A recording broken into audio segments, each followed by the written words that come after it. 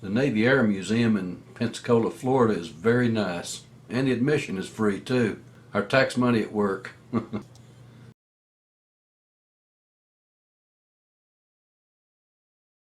The main reason that I wanted to come here was to see the Curtiss NC-4.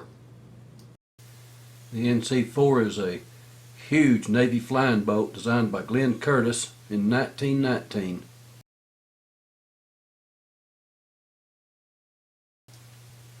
Most people think that Charles Lindbergh was the first person to cross the Atlantic Ocean in an airplane, but he's not. The NC-4 did it 8 years before.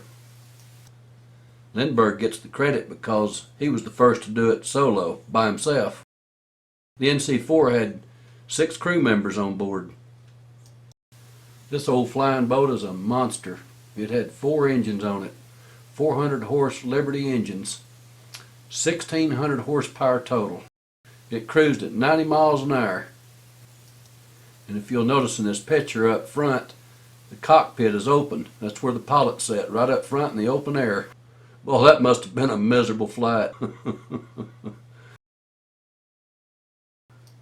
The 4th engine on this big beast is right there behind that center engine with the 4-bladed pusher propeller on it. This is a rear view of the airplane. Well, those old pilots back in those days had nerves of solid steel. But that was aviation back then.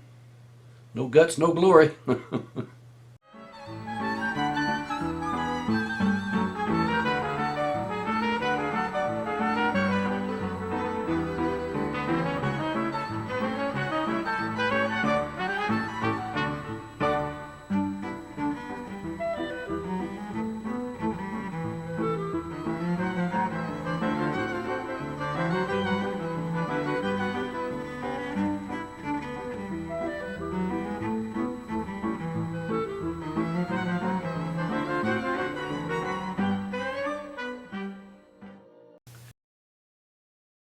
Way back in the year 1918, the Glenn Curtiss NC-4 seaplane was the mightiest airplane in the air.